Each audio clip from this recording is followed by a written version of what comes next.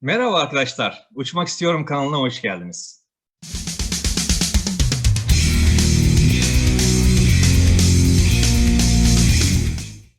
Aerodinamik konusunda kanat profilini incelemeye devam ediyoruz.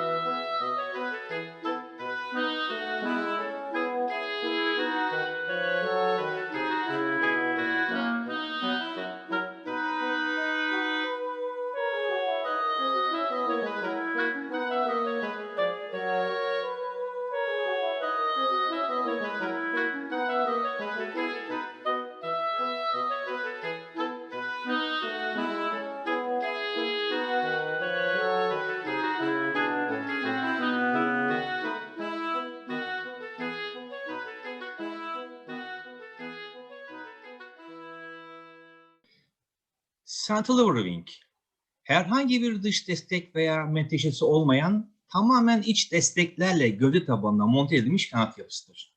Arkadaşlar, buradaki resmi inceleyecek olursak, üstteki uçağımız non-cantilever wing olarak isimlendirilir. Çünkü bakınız kanat gövdeye bir destekle tutturulmuş vaziyette.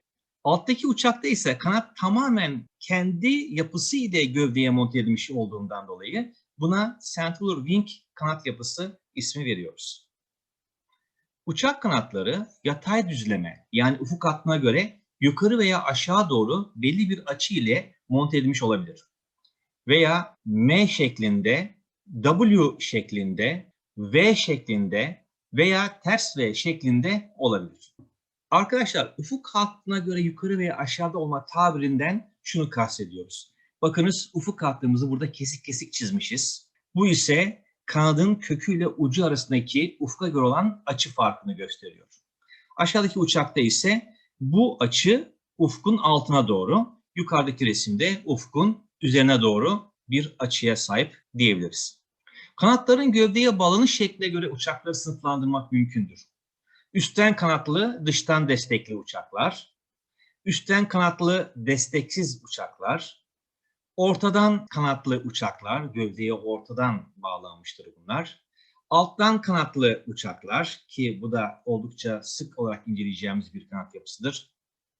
Üstten martı kanat, alttan martı kanat, pozitif diyedral kanatlar, özellikle stabilite dersinde detaylı olarak inceleyeceğimiz bir kanat yapısı. Negatif diyedral yapısına sahip kanatlar, yine bu da stabilite dersinde detaylı olarak inceleyeceğimiz kanat yapısıdır arkadaşlar.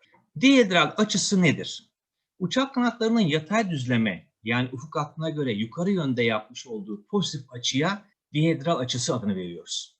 Pozitif diyedralin amacı uçağa statik stability sağlamasıdır. Nasıl sağlıyor? Stabilite ile ilgili yapacağım videolarda detaylı olarak inceleyeceğim ben bu konuyu. Arkadaşlar, eğrilen uçaklara göre inceleyecek olursak, bakınız kanadın kökü ile ucu arasındaki pozitif diyedrali görebiliyoruz. Ufka göre pozitif yönde bir açıya sahip. Yine başka bir uçak, kanadın kökü ve ucu arasındaki pozitif diyedral. Bakın arkadaşlar, uçaklar büyük de olsa küçük de olsa ufka göre bir pozitif diyedrale sahip olduğunu görüyoruz. Tabii bunun dışında anhedral uçaklar da var. Peki neymiş bu anhedral uçaklar? Aşağı yönlü açılara sahip kanatlara negatif diyedral veya anhedral adı verilir. Anhedral açılı kanat yapısı uçağın statik stabilitesini azaltan kanat yapısıdır. Bunu da oldukça sık olarak görüyoruz. Genelde askeri kargo uçakları ve bazı büyük gövdeli sivil kargo uçakları anhedral tipli kanat yapısı kullanmaktadırlar. Bakın yine burada bazı anhedral kanat yapısına sahip uçaklar görüyoruz. Askeri savaş uçakları ise genelde sıfır diyedral kanat yapısını kullanmaktadırlar. Sıfır diyedral veya anhedral kanatlı uçaklar instabildir. Ancak bu uçakların manevra kabiliyeti yüksektir. Anhedral kanat yapısına sahip İngilizlerin meşhur Harrier uçağı arkadaşlar. Dikine inip kalkma özelliğine sahip olan bir uçaktır biliyorsunuz. Arkadan görünüşü. Gullwing yani martı kanat. Bu kanat tasarımı ilk önce planörlerde uygulanmış ve 1930'lu yıllarda savaş uçaklarına da uygulanmaya başlanmıştır. Bu kanat yapısının avantajı dönüşlerde savrulmayı önleyerek daha stabil bir şekilde hava aracının dönmesini sağlamaktır. Aynı zamanda kanatlardaki kaldırıcı yüzeyi arttırdığı için hava aracının daha düşük süratlerde havada tutunmasını sağlamaktadır. Martı kanatların dezavantajı ise kanat üzerindeki büklüm yerlerinin kanat ağırlığını ciddi miktarda arttırması ve plane kanatlar gibi yüksek süratlere elverişli olmamasıdır. Berev B-12 gibi deniz uçakları için ekstradan bir avantajı daha vardır. Motorlar daha yukarıya konumlandırılarak suyla teması önlenmektedir. Ülkemizde şu an Türk insansız hava aracı üreticisi Baykar Savunma tarafından geliştirilmekte olan silahlı insansız hava aracı, ki biz buna biliyorsunuz SİHA diyoruz, Bayraktar Akıncı bu kanat yapısını kullanmaktadır. Polyhedral angle yani polyhedral açısı. İkinci Dünya Savaşı öncesi uçaklarda martı kanadı şeklinde tasarım benimsenmişti. Ancak bu tasarım daha sonraları yerini polyhedral kanada bırakmıştır. Hem pozitif diyedral hem negatif diyedral açıya sahip kanatlar polyhedral olarak adlandırılır. Örnek olarak F4E sıfır diyedral ve pozitif diyedral olmak üzere iki farklı açıya sahip kanatlarından dolayı polyhedral bir kanat yapısına sahiptir. Arkadaşlar, gövdeye yakın olan kısmı sıfır diyedrale çok yakın bir açıya sahip, ancak kırık kanat dediğimiz bu bölümden itibaren ise şu uç kısmı pozitif diyedrale sahiptir ve bu özelliğinden dolayı polyhedral kanat yapısına sahip uçak olarak isimlendirilir. Kanat profilinin tanımına bakalım. Aerodinamik kuvvetin hava aracının ağırlığını karşılaması ve kaldırabilmesi için özel şekil verilmiş bir cisim kanat olarak kullanılarak lift kuvveti üretilmektedir. Biz bu şekle aerofil veya profil adını veriyoruz. Aerofil, hava içerisindeki harekete karşı direnç göstermeden gidiş istikametine dik yönlü bir aerodinamik kuvvet yaratmak üzere şekillendirilmiş cisimdir. Arkadaşlar, kanat profilimizin herhangi bir yerinde bakın şu şekilde bir kesit alacağız ve bundan sonra şu görmüş olduğunuz kesiti yandan bakarak karşımıza alacağız ve bunun üzerinde hava akışını ve diğer kuvvetleri incelemeye başlayacağız. Kanat profili yüksek verimlilikle lift kuvveti üretebilen şekildir ve başlıca 4 bölümden oluşur. Leading edge yani hücum kenarı, trailing edge firar kenarı, chord line, maximum camber ve maximum thickness arkadaşlar. İşte bu özellikler kanadımızın başlıca 4 bölümünü oluşturmaktadır. Şimdi bu bölümleri tek tek inceleyelim. Leading edge yani hücum kenarı. Bir kanat profilinin nispi hava akımı tarafındaki kenarıdır. Arkadaşlar bu nispi hava akımı Türkçe'ye bu şekilde çevriliyor ama biz buna relative airflow veya relative flow adını vereceğiz bundan sonra ve bunu daha sık kullanacağız. Ne olduğunu da detaylı olarak ilerleyen yansılarda anlatacağım. Trailing edge yani firar kenarı nispi hava akımının kanat profilini terk ettiği kenarıdır. Chord line yani kanat chord hattı. Bir kanat profilinin hücum ve firar kenarlarının merkezlerini birleştiren doğrusal hattır. Arkadaşlar bakın şu kırmızı hattan bahsediyoruz. Leading edge ile trailing edge arasındaki düz hatta chord line adını veriyoruz. Peki chord nedir? Hücum ve firar kenarları arasında chord hattı boyunca ölçülen mesafedir arkadaşlar. Şu mesafede chord olarak isimlendirilir. Mean camber line, ortalama bombe hattı. Bir kanadın hücum kenarı ile firar kenarlarını birleştirerek alt ve üst yüzeyleri olan dik uzaklığın her noktada aynı olmasını sağlayacak şekilde çizilen hattır ve profilin aerodinamik karakteristiklerini belirlemede oldukça önemlidir. Arkadaşlar tanım olarak biraz anlaşılmaz gibi duruyorsa da bakınız çok rahat anlayacağız şimdi.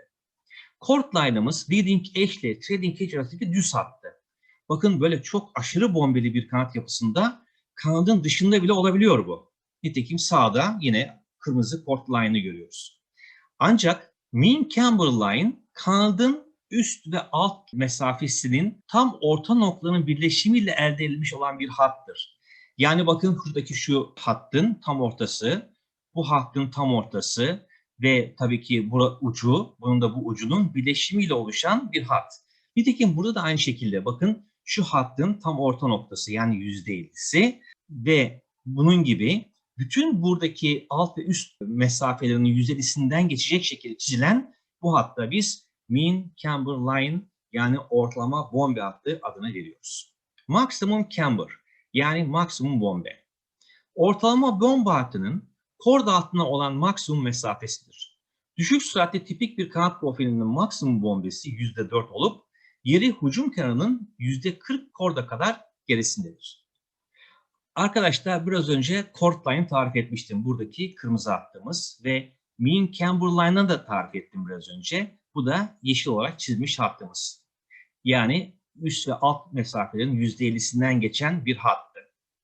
İşte bu chord line ile ortalama bombe hattı arasındaki mesafenin en fazla olduğu yer maximum camber yani maksimum bombe olarak isimlendiriliyor. Maximum thickness yani maksimum kalınlık. Bir kanat profilinin üst ve alt yüzeyleri arasındaki mesafenin en yüksek olduğu ölçüdür. Yani kanadımızın leading edge tarafı ve trailing edge tarafının eşit kalınlıklarda olmadığını artık biliyoruz. Dolayısıyla bu kanat profilinin alt ve üst yüzeyi arasındaki mesafenin en fazla olduğu yer ve ölçülen bu mesafe maximum thickness olarak isimlendiriliyor. Maximum thickness farklı olsa bile mean camber line yani ortalama bombe hattı aynı olabilir. Arkadaşlar mantığımıza çok tersi bir gelecek ama işte bir örnek var bakınız. İnce bir kanat profili ve burada ise kalın bir kanat profili var. Ancak chord line ile mean camber line arasındaki mesafeler her ikisine de bakınız eşit. Mean camber line chord hattının üzerinde olduğunda profil pozitif bombeli kanat profili adını alır. Tersi durumda yani mean camber line chord hattının altında olduğu durumda ise negatif bombeli kanat profili adını alır bu kanat profili yapısı.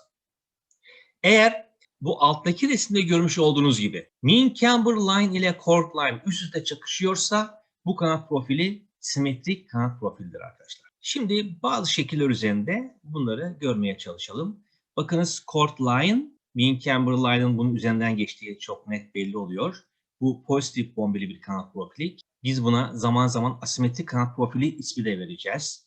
Aşağıda ise simetrik bir kanat profili görüyorsunuz arkadaşlar. Bakın profilimizi iki eşit parçaya bölmüş vaziyette. Buradaki resimde Vilga uçağının kuyruk tarafında bulunan yatay stabilizenin kesitini görmekteyiz. Bakınız şu siyah çizgiyle chord line çizerek göstermişim. Üzerinde kalan kısım daha az, chord line'ın alttaki kısım daha fazla. Yani mean camber line bunun aşağısından bir yerden geçiyor. Yani chord line'ın aşağısından bir yerden geçiyor. Demek ki bu kanat profili negatif bombeli bir kanat profili. Peki buna niye ihtiyaç duyuyor arkadaşlar? Tabii ki yine ilerleyen derslerimizde, videolarımızda daha detaylı olarak inceleyeceğiz. Hava akımı buradan geçerken Bernoulli teoremini hatırlayın bir önceki dersimi. Burada hızı artacak. Hız artınca burada bir negatif basınç bölgesi oluşacak. Yani statik basınç düşecek ve aşağı doğru bir downforce kuvveti oluşacak arkadaşlar. Ve böylece bu downforce kuvvet ile uçağın burnu bu sefer yukarı doğru kalkacak. Bunun sebebi ise arkadaşlar Bilge uçağının çok güçlü ve büyük bir motora sahip olması. Daha doğrusu ağır bir motora sahip olması sebebiyle burun çok ağırdır ve bu uçağın düz uçuşa geçebilmesi için negatif bombeli bir yatay stabilizeye ihtiyacı vardır. İşte bu gibi durumlarda kuyruktaki yatay stabilize negatif bombeli olarak karşımıza çıkıyor. Airline'daki bu uçağa ait kuyrukta bulunan yatay stabilizenin yine negatif bombeli bir kanat profili olduğunu görmekteyiz arkadaşlar. Yani inverted aerofil dediğimiz profil yapısını burada çok daha net görebiliyoruz. Arkadaşlar bu haftaki video konumu burada bitiriyorum. Bir sonraki videoda görüşmek üzere. Sağlıcakla kalın. Kendinize iyi bakın.